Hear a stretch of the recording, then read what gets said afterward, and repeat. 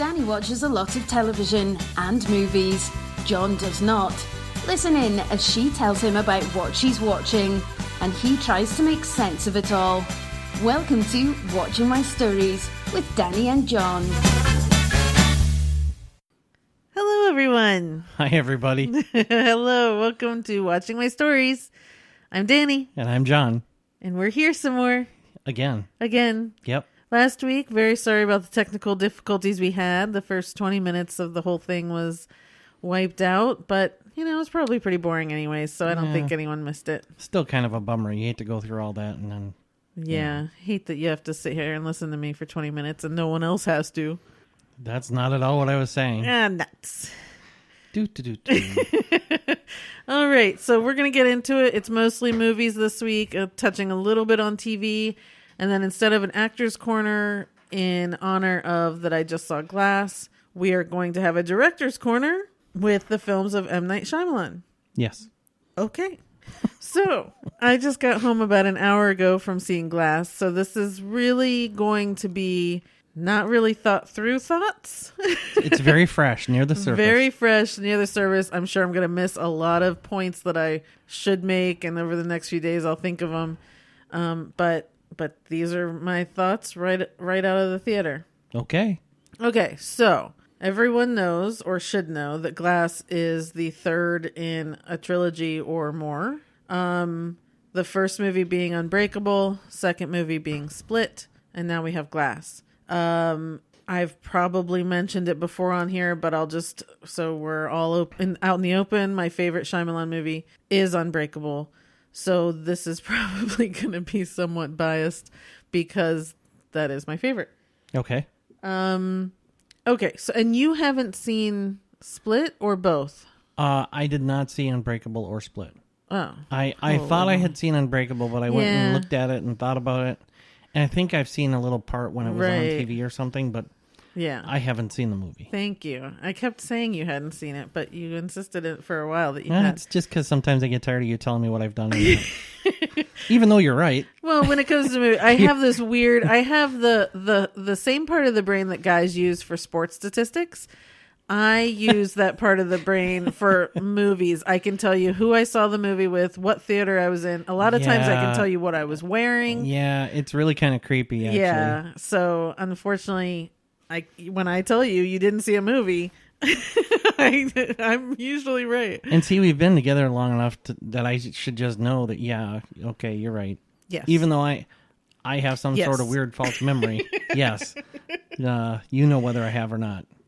Yeah. Anyway, okay, so back to Glass. So then just a weird, quick synopsis then. Unbreakable introduced us to David Dunn, which is Bruce Willis, and Mr. Glass, which is Samuel L. Jackson.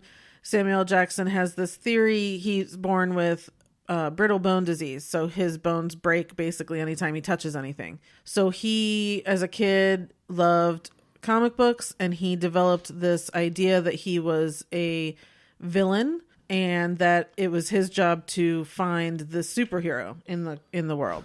And that ended up being David Dunn, who discovers with his little boy at the time that he kind of has super strength and he has an intuition / ability to find bad guys and take them out. And not get hurt in the process, right? Exactly. Okay. So that's Unbreakable, where we're introduced to these two sides of the coin, basically. And we thought it was kind of ending there, but I guess Night didn't.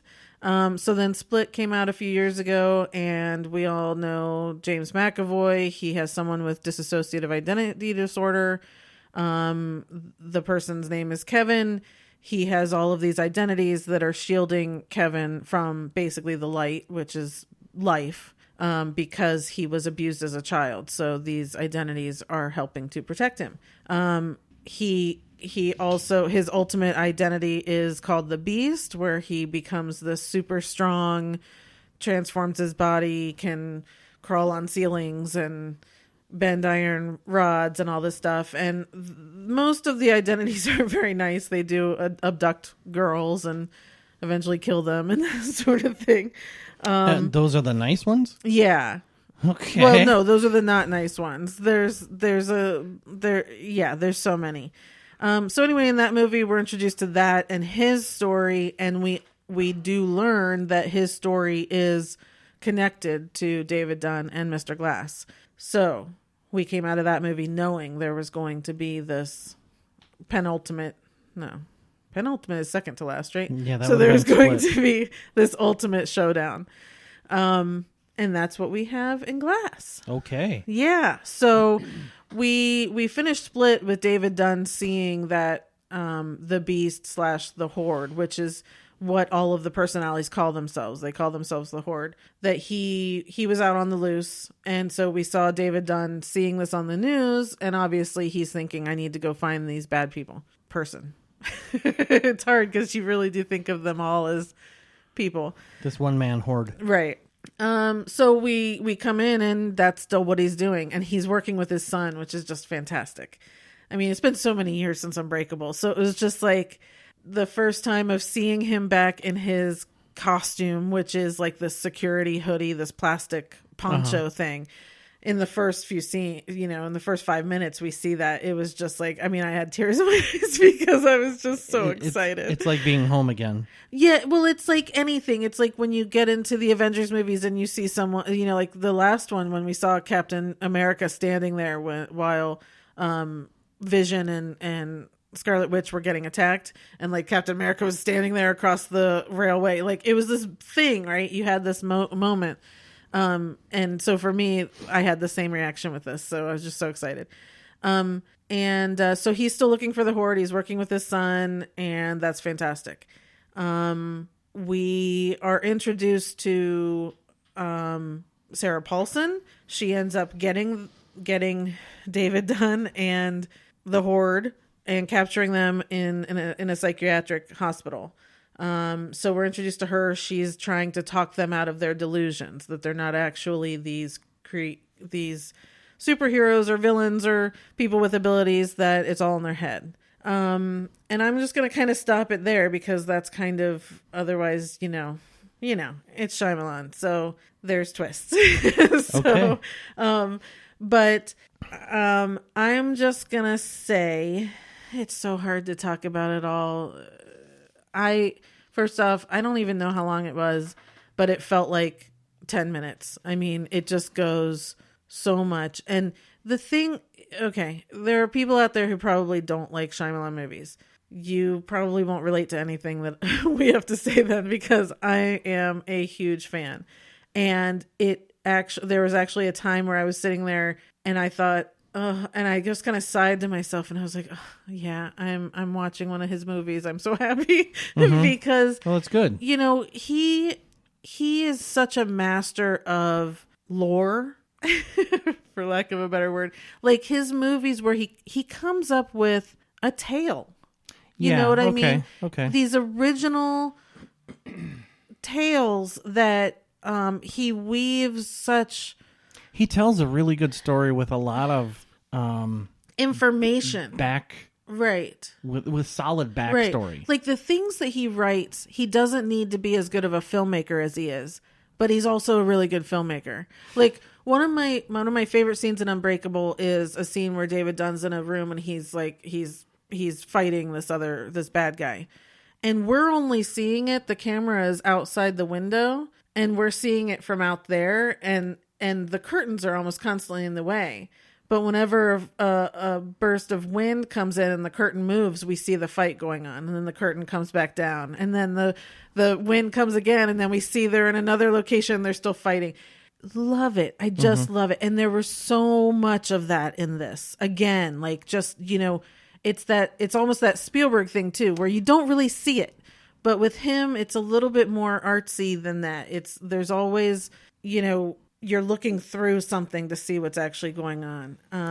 So he's telling us a story in words that are just fantastic, but we're also getting a visual story that matches it so much. I just love that. Okay. Yeah, I've often said that he is, when he's at his best, he's probably one of the best ever at it. Yeah. Yeah. To me. Yes. arguably there have been instances where he wasn't at his best or it wasn't quite working right. Yeah, well, we'll get to that in the director's corner.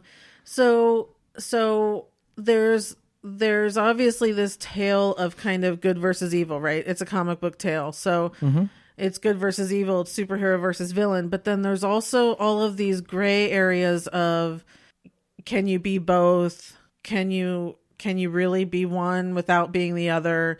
Every superhero has their arch nemesis, and well, they do, but I think what he did, based on what I know of Unbreakable and what you told me about Split, I think what he does probably better than anybody is makes these people with superpowers or super abilities, super villains, whatever, but makes them very, very, very human.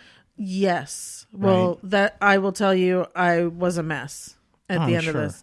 And I was shocked that I was crying so much, but it was, but that's how good it is. And, that's what a good movie and a good storyteller should do to you. Right. Is bring out a lot of emotion. Right. Yeah. And it was there's introduction to new people. We're seeing, so David Dunn's son, who we knew in the old movie, he's now grown up, obviously. So we're seeing him. Mr. Glass's mom was instrumental in his life, which we saw in Unbreakable. She's back in this one. And then the girl that the Horde abducted, one of the girls, but the one that survived because he lets go in Split, is back, and she's instrumental in this as well. So it was just, and they showed old clips of Unbreakable too, which again just made my heart sing. So that's good. Yeah, it was just good. So anyway, the story to me was spot on, exactly what I think I wanted it to be, although at times I was getting so angry at Sarah Paulson because she's constantly trying to claim that these are delusions, that these people don't have their abilities, and I kept thinking she's the true villain here, and I'm so angry at her, and just let them be, because they need to do what they got to do, Right. And so I was very angry at her, which is fine because you're supposed to be. So I love this. The story was perfect for me. The visuals were perfect for me. Everyone in it is spectacular. I just have to take a moment on James McAvoy, because, well, more than a moment.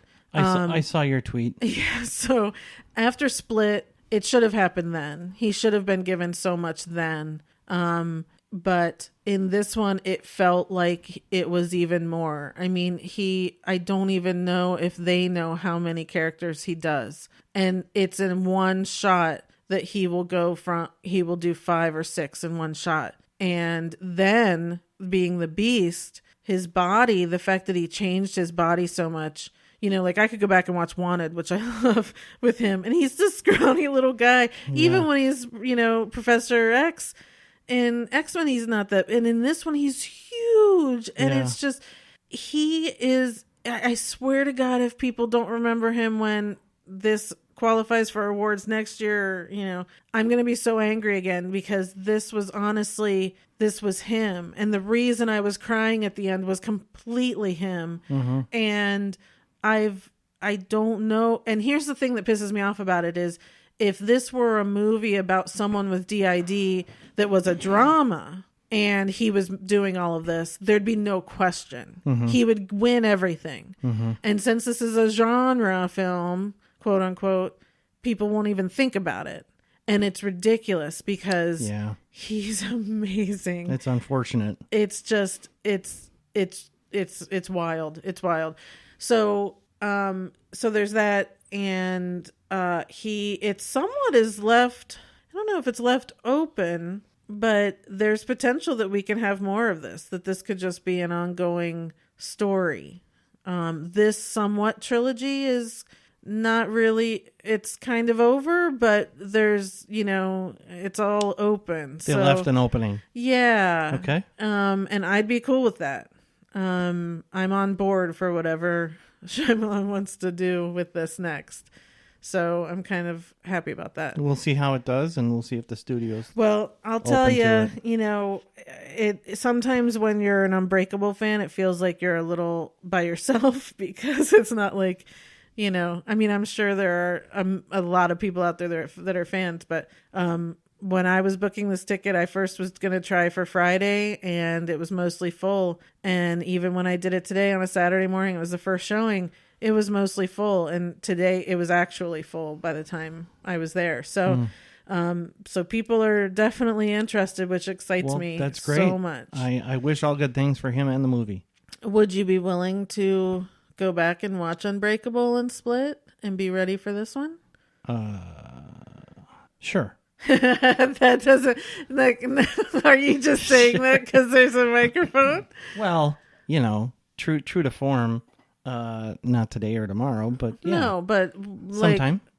I mean, they're on my list of movies to watch someday. Okay. I wasn't sure if you were. So I think my sister saw Split, but she hasn't seen Unbreakable. And so I think it's hard for me to really say, but I think you have to see Unbreakable and Split before seeing Glass. You probably could get away. I know Split was huge, so I think there's a lot of people who have probably only seen Split. I think you can do that, and it'll probably be fine. They explain themselves enough. But I think to truly get like the love out of it, you should see Unbreakable as well. I'm going to say something that's probably going to make you want to punch me in the head. I mean, probably even more than you do on a normal basis, but I'm much more interested in seeing Unbreakable than I am Split. I really am not interested in Split. I know, because I think you thought Split was scary, and it's really not scary. It's just not my thing. The multiple personality thing and the capturing and torturing people thing. Yeah, and no torture. But here's what I'll say is I somewhat get that, but if you choose not to see James McAvoy do this, you're missing out on something. You really, if nothing else, you should see it for that. I mean, it really is something to see if you're at all any sort of fan, whether you're a fan of his or not. Sure. It's just something to see. So I excuse me, I'm all choked up here. I said I'd see it, and I'll see it. Okay, yeah, we'll figure that out. Okay, so I am giving it 4.5 stars. I understand that there were bad reviews out there. I don't care. I don't read them. I never read reviews. And you also should take that there is some sort of bias with me because Unbreakable is my favorite. So well, you like all his movies, so he's your thing. Yes. Yeah. So I'm very biased towards this. So, but I'll tell you, there were people clapping at the end of the movie too. So I'm not alone. Well, you've never been alone. Right. There's always people who like his movies. Just, after Unbreakable and, Sixth Sense and Unbreakable there for a while, he was like the next coming of. I still think so. And he's in it, of course, which was just so cute. Sure, of course. Yeah, so that's Glass. Okay. Go see it. In theaters now. Yes, because if people go see it, then we get more. Okay, next, we're going to go to a movie that both of us saw. What? Yeah. No way. Recently? I know. Can you believe it? I don't remember. Got him to see a movie, Bohemian Rhapsody. Oh, yeah. Oh, yeah. It was like a week ago, but oh, yeah. I vaguely remember seeing that. Yeah, so we finally saw this, and again, I think we should probably start with we're both like super fans of Queen and Freddie Mercury. Yeah, so here's the deal for me. Growing up, when I was 7 or 8, well before my formative years, my sister,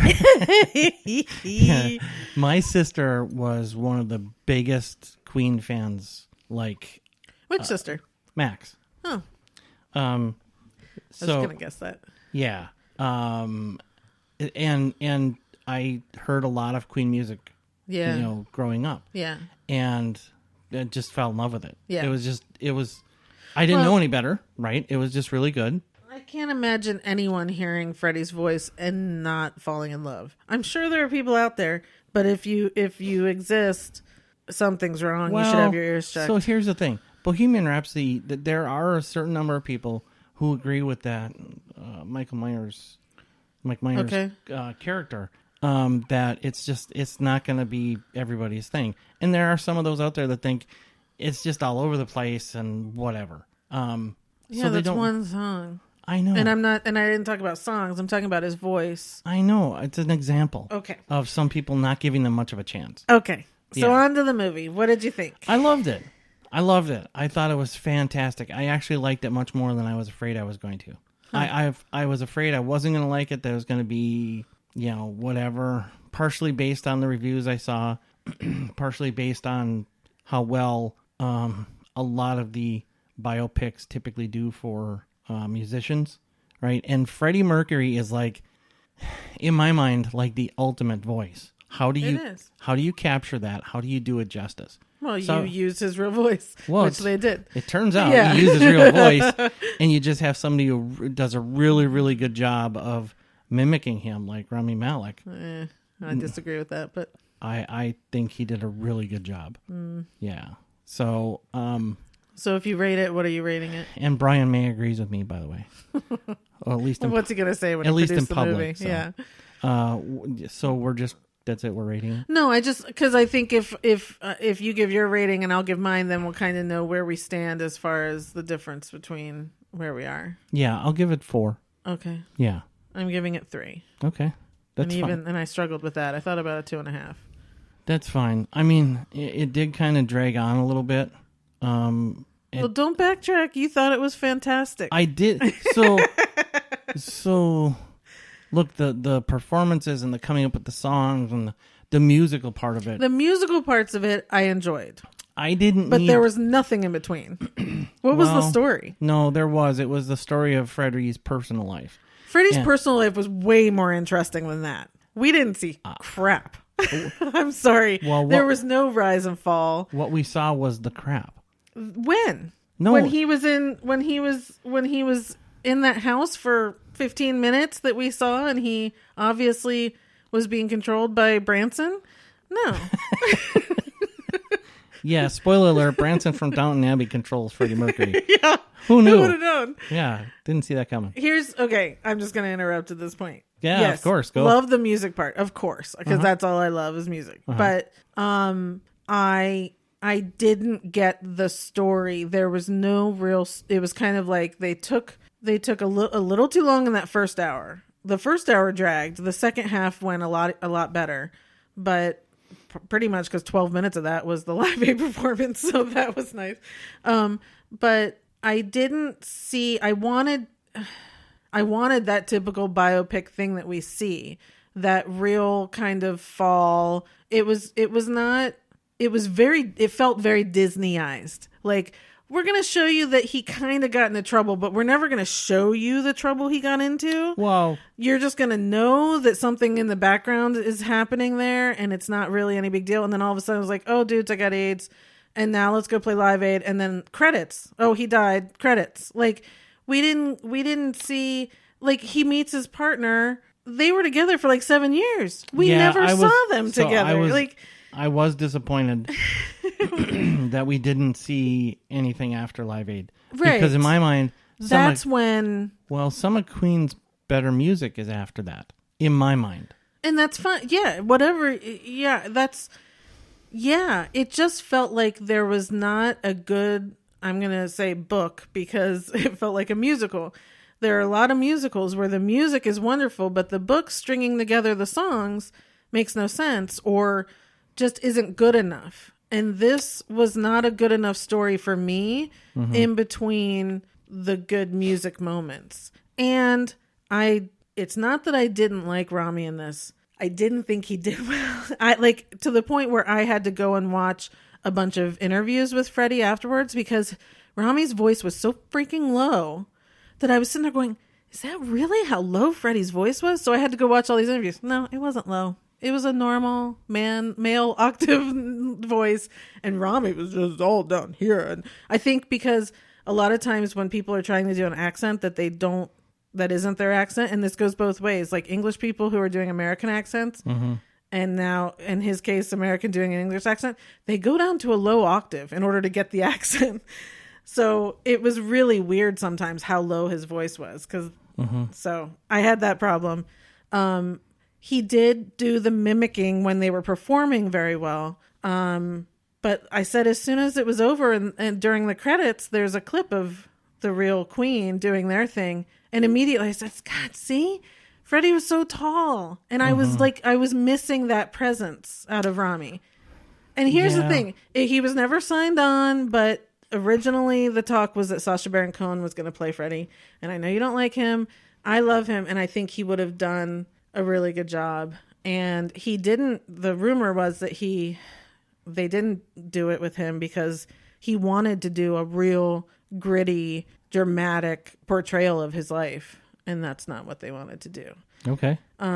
So those are my 2 cents on it. Go ahead. Go back to your... No, I'm basically done. I totally understand and appreciate what you're saying. I thought Rami did better than you think he did. But well, that's he's just my winning opinion. everything. So obviously people disagree with me. Well, and that's the thing about any art form, right? It's very subjective. It's up to the beholder. Right. And I think he did pretty well. I thought the rest of the band members were fantastic. Yeah. I really... I how many times did I lean over and say during it that the kids doing Brian May and Roger... no, Tim. John Deacon were really good. Right. John Deacon was Tim from Jurassic Park. The original Jurassic Park. Yeah. Those guys were... I mean, it was almost uncanny to keep looking at them. Yeah. Yeah. So, look... production-wise and everything. But honestly, I think the best moment was the Mike Myers moment. Yeah. I mean, he's like their record executive in the beginning, and they bring him Bohemian Rhapsody, and he's saying what a crazy song it is, and he says, and he's looking right at the camera. He says, no teenagers will ever bang their head in their cars to Bohemian Rhapsody. And he looks right at the camera, and it's just this little wink and nudge, and it's fantastic, and I cracked up. Yeah. Otherwise, that was everything else didn't measure up to that moment for me. Yeah, so I just have one more thing to say. Okay. I did what you predicted I would do. Afterwards, it took me until last night to do it, but I went to YouTube and I watched some interviews with Brian May, where he talks about the movie and that sort of thing. Okay. And it turns out that Mike Myers' character is it's fiction. Amalgamation of it's an amalgamation of a bunch of studio executives that they went, that were saying these certain things. So that makes sense. So those scenes never really actually happened, but various forms of each one of those things that happen at some time with different people who were saying the same thing. Nobody's ever going to want to listen to this or play it. Right. The main thing I got out of the movie was helped to increase my love of the band in general was, and again, who knows how much is really true. Because I think when someone dies, you become nostalgic and you want to make like everything's wonderful. But I loved from the start just the experimental portion of them, how the 4 of them saw themselves as misfits that found each other, and that they seemed to have each other's backs for the most part. It was like, oh, you wrote this, you wrote that. They just seemed to work together until Freddie started to mess that up.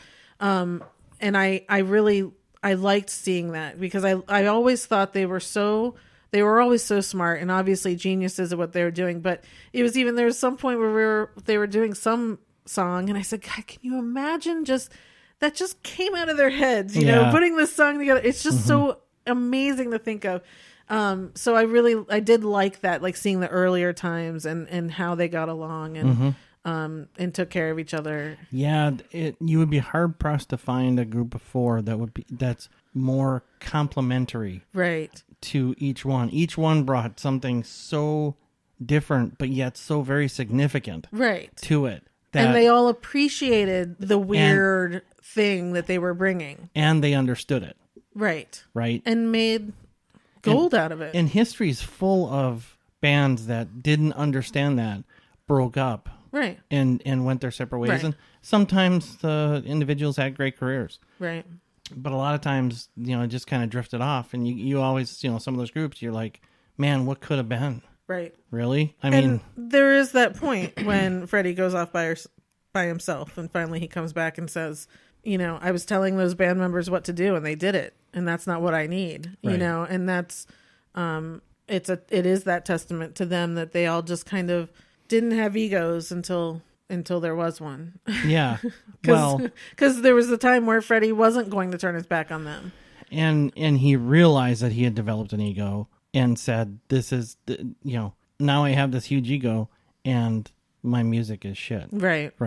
So I've got to go, I really need to get back to where we made our magic. Exactly. Right? Yeah. And that's what the song, A Kind of Magic is about, if you listen to it. So that's cool. Yeah. Yeah.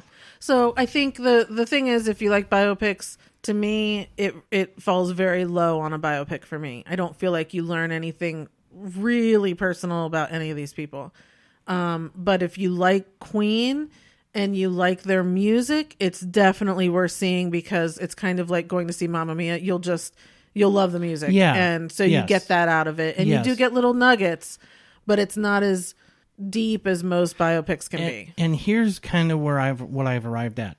If you love Queen, see it, pay to see it. It's gonna, you will have 2 hours of good music, and you will feel vindicated for your appreciation of the band. Yeah, right? Yeah, I get that. Which because it finishes with the Live Aid performance, and that was the mountaintop. Yes. Yeah.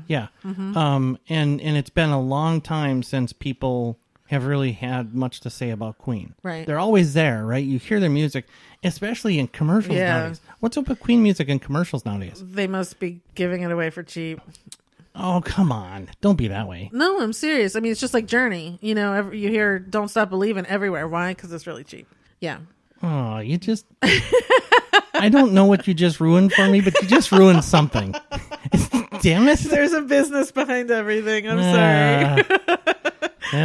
Well, that reminds me, it's time for the curmudgeon's corner. Yeah. No. Okay, we got to move on. We've gone really long. Sorry. That's okay.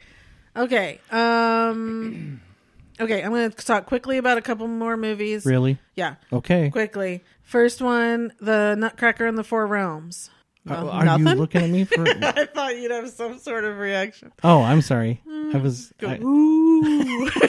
a minute. That's one movie? Yeah. The Nutcracker and the Four Realms. Came out at Christmas. You don't remember any of Nope. that? Okay. This is going to be quick. So Morgan Freeman and Helen Mirren and Keira Knightley and the girl, I should have written her name down. She was the daughter in the Twilight movies. I don't know, but I loved her in this. So this is basically, it's like a little twist, I guess, on the Nutcracker. I honestly don't. I think there's a book of this version, but I don't know. Hold on. You're telling me that a movie came out around Christmas with Morgan Freeman, Helen Mirren, and Keira Knightley? Yes. You don't remember? Oh my God, I've lost it. Okay, so it might have even been Thanksgiving. Actually, it was probably Thanksgiving. Oh, that one.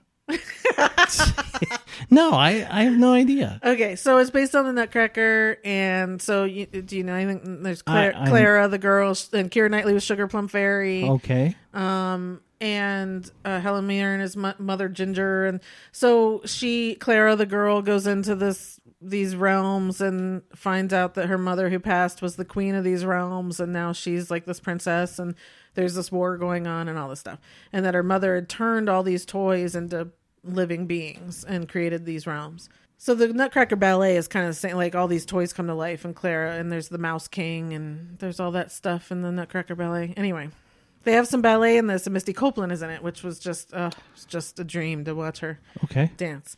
Anyway, I know. Yeah. So this was really good, and I wasn't super psyched to watch it, but for whatever reason, like that day, I was like, oh, you know what? I'll just try it. And I liked it. I really liked the girl, and I really should look her name up. She was really good. Everyone was good in it. It was kind of fun sets and costumes, and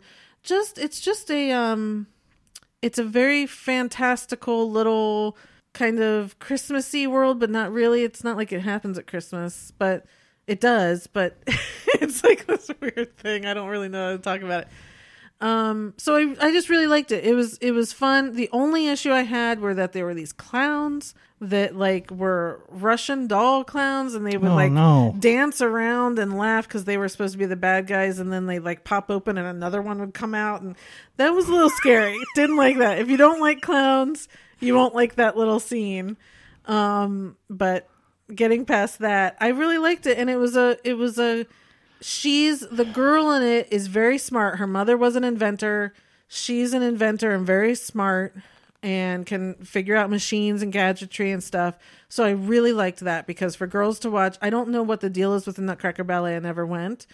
But this I would have girls see, because she's very smart and she's very powerful. And and the whole point of the movie is, her mom leaves her this thing and says, everything you need is inside. And she opens it and it's like, it's just a music box. And so she's upset. And then she loses confidence in herself. And then she realizes that there's a mirror in it. And so she realizes, oh, everything I need is in me. And she gets her confidence and she, starts to... Bing! Yeah, it's just a very good message for girls. Okay. So yeah, I liked it. I'm giving it 4 stars because it was actually, it was a good story and everyone in it's great. Oh, okay. Sorry. Are you done? Almost. Okay. Sorry. Go ahead. And the Misty Copeland stuff was really great because they do a little ballet in the middle that kind of describes the 4 realms. And then during the whole closing credits, she does a whole new ballet. Oh, okay. Yeah. So I love that. Okay. I have several questions, but I'm going to narrow it down to 2. Do you have to know the Nutcracker to appreciate this? Nope. Okay, so then you don't really have to like the Nutcracker to like this. Right, because I think this is different enough from the ballet that to me, what I know of the ballet, this is a much better story. So if you like the Nutcracker, you won't be... This isn't sacrilegious? No, I think this probably is a nice little twist. Okay. I could also be way wrong and that this is exactly like the ballet, quite honestly. But from what I know of the ballet, it doesn't take place in realms. It takes place, it's all like the toys under the Christmas tree, as far as I know. And that there's a little battle going on between the toys. This actually takes you to these realms. But there's also a whole like Russian Nutcracker too, where like it's about wars and stuff. So, And this is the first movie where the Nutcracker soldier is actually, he's a black person. I don't know his name either. He was really good in it. And Morgan Freeman's character has never been a black person either. So that's nice that Disney put a twist on it. This is a Disney movie, so. Okay. Yeah. So I liked it. I think people would enjoy it. Okay, 4 to 5 stars. Yeah. Next one is a very small movie, so I'm going to talk very quickly. Anna and the Apocalypse. Anna and the Apocalypse? Yeah. It's a musical. Okay. So this came out a little before Christmas too. Very limited release, but of course I wanted to see it. What was I watching before Christmas? That You turn off at Christmas, Scrooge. Wow, you just lashed out at me. Holy smokes. You wonder why I'm such a curmudgeon. Oh, yeah. The beatdowns I get. My mother right now is listening to this going, see? You go, John. Yeah, you go. Tell her. I told you. Thanks, Peggy. Hi, Mom. So Anna and the Apocalypse, it's a small little movie. It was all filmed in Scotland. I think most of these actors are Scottish or English. It's a Christmas apocalypse musical. Like she literally pulls this candy cane out of the ground and is beating zombies with it. It's pretty awesome. It's great. Like a Santa zombie. Have you ever seen that before? No. Pretty great. That's a different one. Pretty great. So okay. It's such a difficult movie to describe. It's this girl Anna who's in high school, wakes up and the zombie apocalypse has happened, and she's with friends and trying to get to her father and stuff along the way and singing along the way. And so first the music is actually really good. It's very poppy. And then as the story goes on, more sad. I mean, I cried a few times in this movie, actually. I couldn't believe it. But it's also very campy. So like when she uses a seesaw to whack someone's head off and the blood spurting out was like SNL with Julia Child, it was like this, it's complete camp. Like nothing's supposed to be really, real. It's also very low budget, but but after you get past kind of all of that, there's really this story behind it that I couldn't believe how attached I got to these characters. Okay. So I got really sad when anyone was dying. And the girl who plays Anna, and again, I didn't write down her name. She reminds me of Anne Hathaway, like a very young Princess Diaries type Anne Hathaway. She's really good singer, and just has this kind of face that, and so it was kind of a cross between Shaun of the Dead and the musical version of Buffy, the musical episode of Buffy, which of course we all know is my favorite. Because she can go around kicking butt and singing, but it's also very campy, kind of, funny. Yeah. So it's like, it was very interesting. I think if you don't like musicals, it's probably not worth seeing because it is kind of campy and low budget. But if you do like musicals or at all have some sort of apocalypse, you just like to watch things about any kind of zombie apocalypse, then you'll like it. It's fun. Like I said, there's more to it than you really think there is. Okay. So I was surprised. I liked it. All right. So I'm giving it 3 stars. If it were ever come on movie channels, I would definitely be watching it again. Anna and the Apocalypse. Yeah. Okay. Yeah, check it out. Okay. Okay, so that's it for movies. As far as TV, I just wanted to talk quickly about True Detective is back on HBO. The first 2 episodes aired this week. It's with Mahershala Ali and Stephen Dorff, who's doing his best Dennis Quaid impression. Like, seriously, there were times where I was just like, is that Stephen Dorff? Because it looks like Dennis Quaid. It's so weird. Really? It's really weird. I tried to take a picture of it, and I couldn't get a good handle on it. Who else is in it? There's other people in it. No, I'm not thinking of it. Anyway, so it's a story about some kids that disappeared one day. Scoot McNair. Nope. Sorry, can't help you. He was from Halt or Catch Fire. Yeah, sorry, still can't help you. Argo. Nope. He was in Argo. Oh, which one was that? I mean, which one was he in? He was one of the hostage people married to the blonde. I don't know how to. Anyway, it's okay. Doesn't matter. Doesn't matter. Yeah. It's a really good story about these missing kids. Not really sure. One of them we find out in the first episode is dead. Don't know where the girl is, and there's this whole mystery about all of it, where they went, who they saw, what's going on, where's the girl, just all this stuff. And it takes place in 3 different time periods when it happened, which was I think 80 or early 80s, I forget. Okay. And then 10 years later, because they're reinvestigating, they think they might have gotten the wrong person. And then present day. So it sounds like it's a very, it ended up being a very famous case that everyone knew. Because the present day, Mahershala Ali, who was the detective that was investigating this, he's giving interviews about the whole thing again. So it's very interesting. Okay. I really liked it. And I just kind of wanted to talk about it so that people could start watching it. Because it's really good. Okay. HBO Sunday nights. Okay, so it's going right now. Yes, we only got the first 2 episodes so far. First 2 episodes. Yeah. Okay. So I have a question for you. Okay. I've heard, rumblings around the industry. You look at the entertainment pages, whatever. Okay. About, we should be done with True Detective. Huh. Right? The first one was fantastic. Yeah. The second one was Sucked. kind of a miss. Yeah. And now we have this one. What's our impetus or our... Okay. Why should we give it a chance? That's exactly right. The first one was great, but the first one you didn't really know was great until we kind of got through the whole season. Mm-hmm. It was one of those that felt like every episode was fantastic and everyone was perfect and you got a couple more pieces of a puzzle and more questions, but it wasn't until the end where you looked back at this string of ideology did you really have the chance to go, wow, that was kind of genius, know? Second one, awful. I couldn't even keep watching it. Vince Vaughn, so sorry. And you're a Vince Vaughn fan. Yeah, I just didn't like the story. It was slow.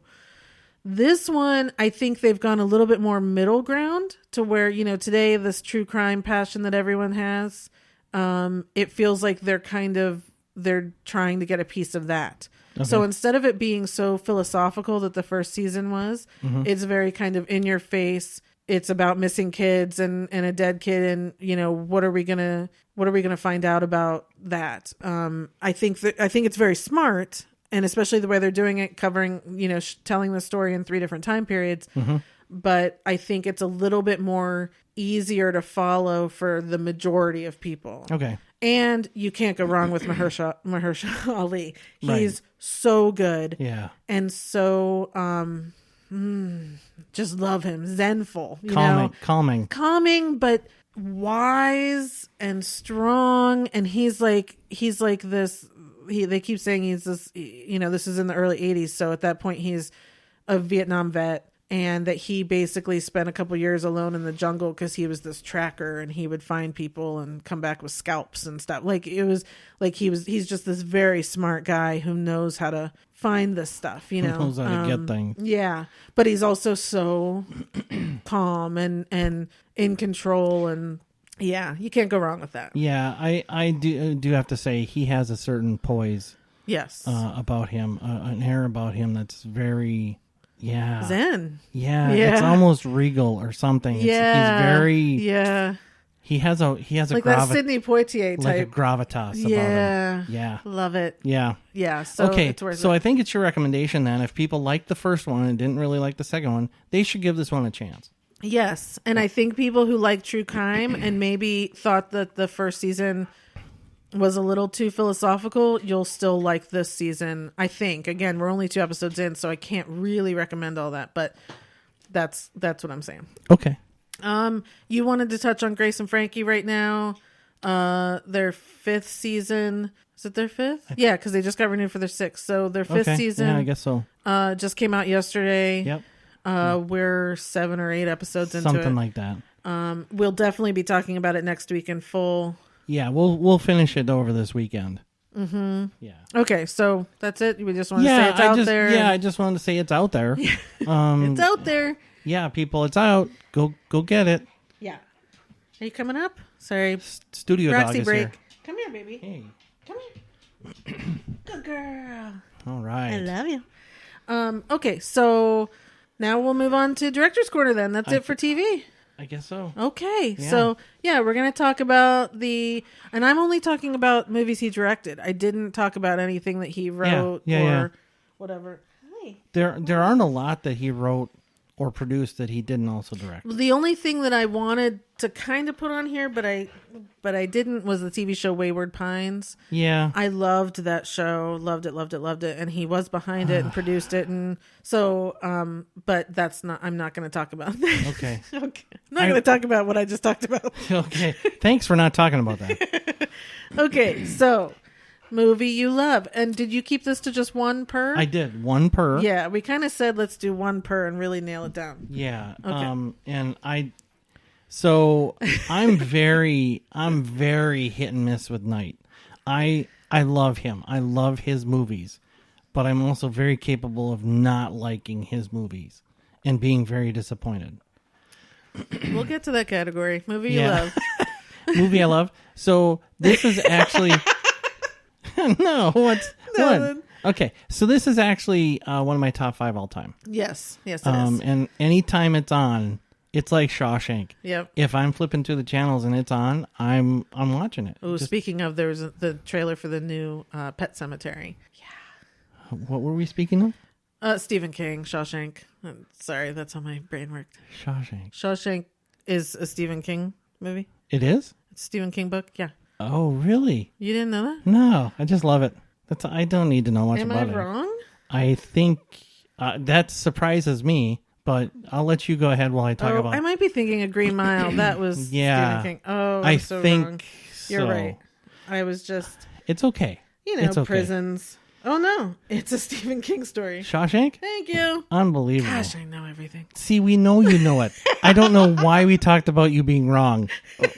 We're very sorry. Yes. Next. By we, I mean me and the audience. Have you even said the movie yet? No. Okay. I'm getting there. I'm building it up. It's Signs. Yes. Yeah, it's one of my top 5 all time. Poor doggy. Yeah, it's R.I.P. doggy. Poor doggy. Yeah, don't ever leave your dogs out when aliens are around. But I love Uncle Merrill. Swing away. Swing away, Merrill. Yeah. It's just there's so many good parts. I can't even get into it. And the music, I love the music. Yes. That was one of the first. The soundtracks. Music in Glass. There were times there were the 3 notes, that it was like slower, and I was like, it sounds like he's stealing that from Signs. But anyway, yeah, go ahead. If it's James Newton Howard, he's probably not stealing it. Do you have a favorite scene from Signs? Oh my gosh, Oh my gosh. I think I do. And even though it's Mel Gibson, I know. I still We look past that. really, really appreciate the scene. It's probably at the end when they're outside and he's trying to get him to breathe again because he's lost his breath. Cry. I know. I know. I think I am too. Oh, I need more testosterone. I can't handle this. Yeah, it's that scene where he's trying to get him to breathe, and finally he the little boy says, "Dad," and you're seeing Mel Gibson's face the whole time, and just the different expression he takes when his son says that. Yeah. It kills me. Yeah. It just kills me. It's so cool. so moving and powerful. See, now that I'm thinking of it, there's so many scenes that are coming to mind. There are. And again, for me, it all has to do with Shyamalan's story. So the first thing is when, it's Swing Away Meryl and he looks up for the bat and they figure out the water thing and they look back and all the glasses of water, which I leave all my, because it gets bacteria. So I leave all of my glasses of water out. So I love that because the camera and looking at and he's got the kid and he pans back and you see all the water all over the place and he's just going to start swinging.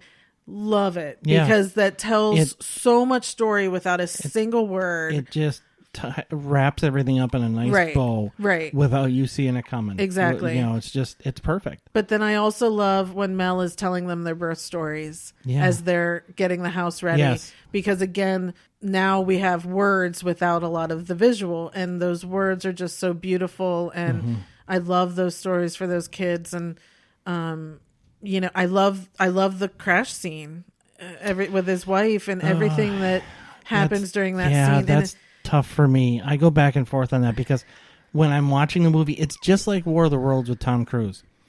I love that movie. I really do. It's probably not top 5 all time, but I love that movie and I'll try to watch it.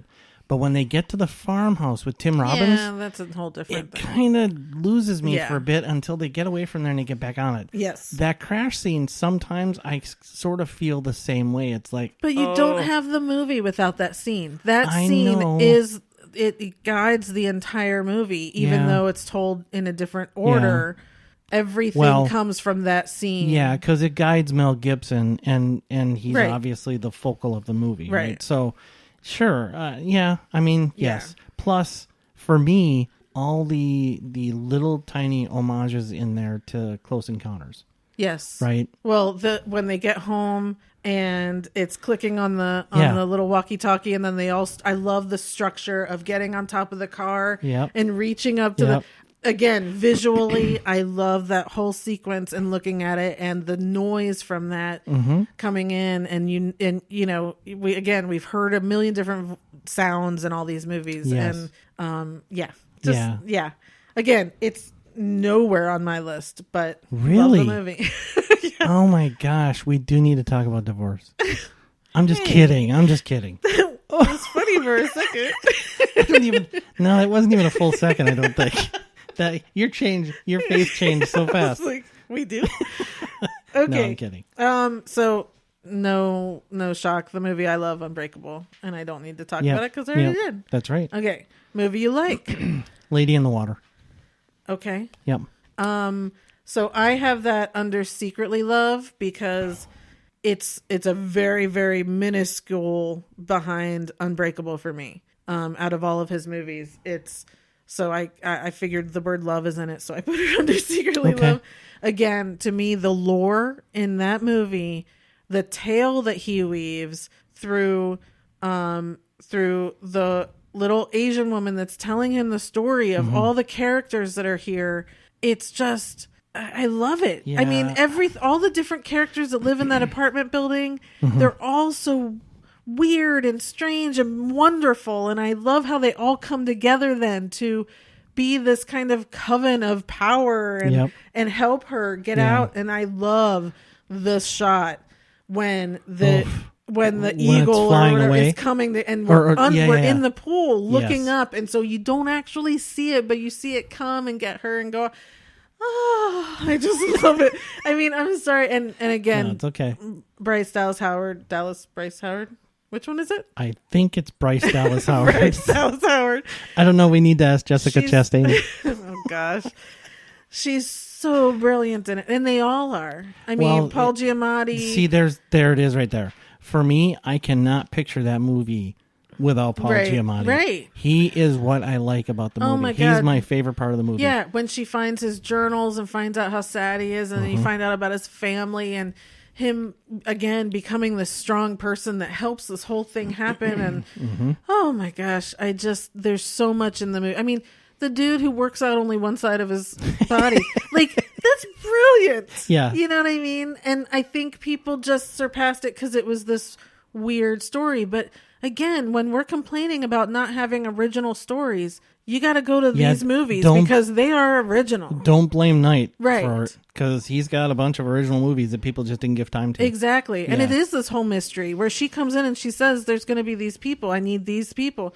And he goes around to the apartment thinking, oh, well, you're writing a book, then you must be this. And you're doing... Well, yeah. And it's this mystery of, oh, no, that's wrong. That's wrong. It might be you. It might be you. And you truly don't know how it's going to end. Right. You know, you don't see it coming. No. Like all his good ones. There's no real twist. Right. But it's just a beautiful ending. And to me, how good is that you can have a movie, at least to a lot of people, it's that good with no twist? Well, people are expecting it from him. And the fact that he didn't do it, but it's still such a lovely... That he didn't have to have a twist and you still loved it. Right. Yes. Yeah, so that's under my secretly love, and that's under what you like, right? Yes. So under what I like was The Village, because I'd say that's a strong number 3 for me. So for me, Lady in the Water and The Village are kind of like 1A and 1B. Yeah. You know? Because again, it's one of those, Uncle Merrill in it is just wonderful. And Bryce Dallas Howard and the whole thing, I get that everyone was kind of like, oh, what a twist, you know, because at that point they were kind of sick of the twists. That they were living in modern times. But up until that, it's just still such beauty, and the tale of the blind girl and falling in love, and that scene when it's coming up next to her and then Joaquin comes in and just grabs her hand and drags her inside. Oh, love it. I know, right? I just got goosebumps. It's just my God. best. Yeah. Or how about when he's been stabbed and she comes in and like kind of stumbles on him and yeah. Everyone in that is so great. All the elders, everyone's perfect in that. Yeah. And which Brody was that was in that? Was that Adrian? Yes. Yeah. I thought he's great. His character was probably really tough to get right. Yeah. And it was just so good. Right. And when the whole time she's in the forest, I mean, you know, it's so nerve-wracking. It's and nerve-wracking. You keep catching glimpses, and it's like, you know, when she's, you know, wandering around for like, I don't know, 5 minutes, and all of a sudden she turns and you see the creature behind her. And it's like, it's like, oh, again, look, I've got goosebumps. We gotta go watch on this top stuff, of goosebumps. I'm so excited about these movies. Oh, I'm never gonna warm up. And again, I love the way, and I think this is a lot of like the comic book love, is that his use of colors, and this is back to Unbreakable. It's in Sixth Sense, it's in Signs, and especially in The Village with the different color. You know, the red versus the yellow, and so you know what's good and you know what's bad. I mean, it's just, I love it. I mean, I'm sorry, and I know this is probably our longest show talking about all of Shyamalan stuff, but I mean, I don't care. We're fans. Sorry, people. This is but, it. We're you know, fans.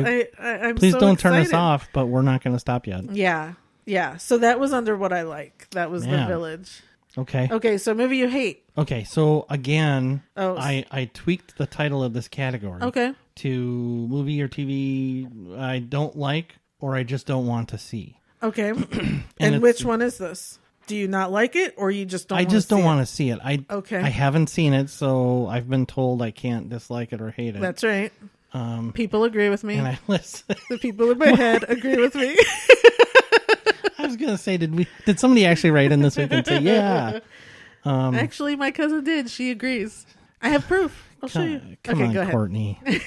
Anyway, it's The Last Airbender. Okay. I just have no desire to see that. I kind of have a desire, but I just never have. What I put under here is After Earth, which I did see. Okay.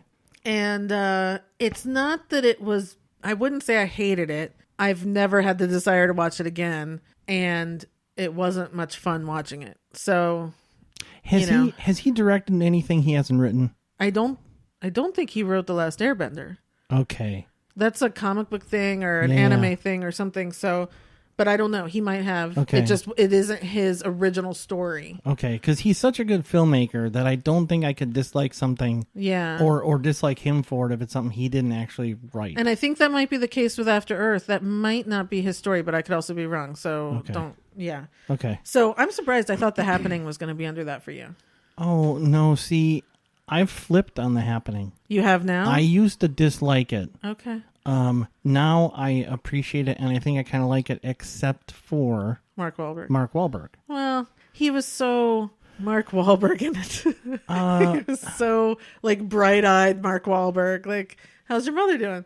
It was just that the whole time. And Zooey Deschanel even for me. But here's the thing. If I can wipe the two of them out, I really like the story. Yeah, so I love the people walking backwards before they're going to kill themselves. Again, awesome. The story is fantastic and original. Yeah. It's a very original movie. Yeah. I'm not a fan of Mark Wahlberg, but I will give him credit for this. In that, he was different than he usually is. Yeah. He's usually Mr., bro, action, confident, whatever. And in this, he was apprehensive and like he didn't have the answers. And if I didn't dislike him so much, I would have liked him in this. I can't believe you dislike Marky Mark. He's just a jerk. He's so good. Jerk. Yeah, I think he's just a jerk. He comes off to me as a jerk. We're going to move on. Thank you. Quickly. What did I say? Oh, After Earth. Okay, movie you secretly love? The Sixth Sense. It's very cliche. It's kind of like the first movie that everybody saw of his. And everybody loved it because of the ending. You didn't see it coming, right? It's kind of that first time of seeing a movie. Well, it's getting to know that he's going to throw things at you that you just didn't see coming. Right. Right. And it was such a twist at the end that it got a lot of buzz, because it was very well done. But here's the thing about The Sixth Sense is I can't watch it over and over again. Right. It's one of the only ones of his that I actually, because it's a little slower or something for me. So I know what you're saying. Yeah. I've only seen it probably 3 times. Like, it's worth seeing once you know the twist, because there are so many clues and so many things you don't see the first time once you know what's happening. So it's definitely worth seeing more than once, but it's not something when it's on that I'm like, oh, I'm not in the mood. So anyway, and mine, we already know I said Lady in the Water. Okay, haven't seen, embarrassed you haven't seen? Unbreakable. You should be. I am. And you say that to me every week when we get to this category. Mine was The Last Airbender. I think there's something there that I'm supposed to see, but I could be wrong. And anything you want to add to the watch list? Split. Yay. I didn't have anything, but there are a couple things he has in the works. So, I mean, of course I'll see them. So honorable mentions. We talked about Signs. We talked about Sixth Sense. The Visit, which, I loved it, and I think is the only reason why we really have, Glass or The Split, because it was one of those that people had given up on him. People were done after The Happening. They were like, you're out of ideas. But The Visit came along and, blew people away, and it's so much fun. It's like there's 2 things in this world that terrify me. Scary kids and scary old people.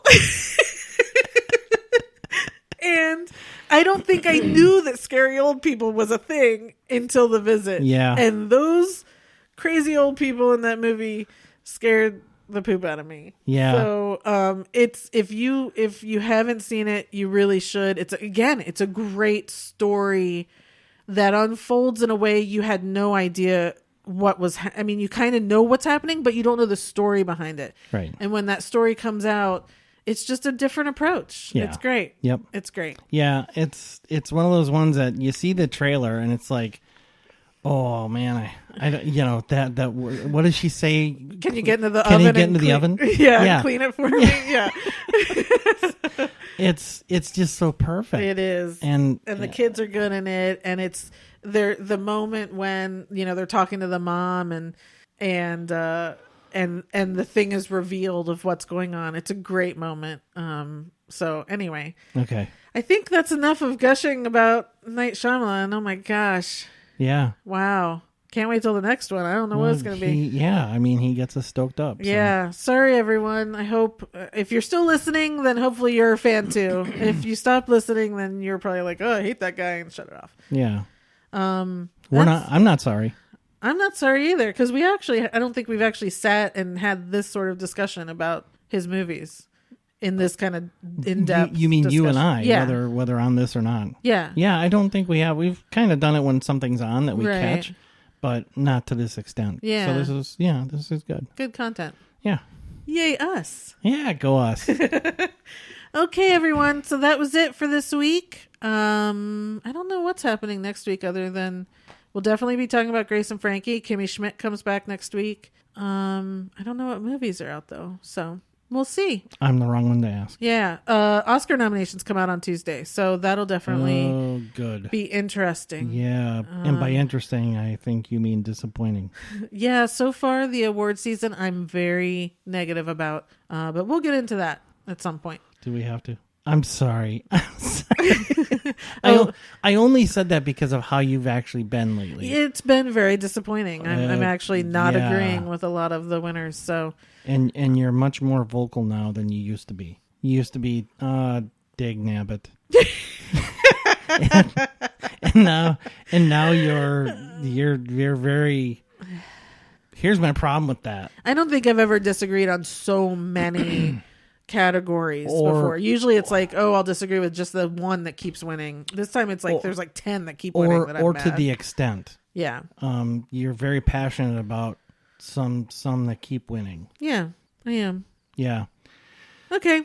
Well, Anyway, look everyone. forward to that. Check out our website, watchingmystories.com. Visit our Etsy store for t-shirts galore. And we will see you next week. Sounds good. All right. Until then, I'll be watching my stories. Thanks, everybody. Thank you. Bye.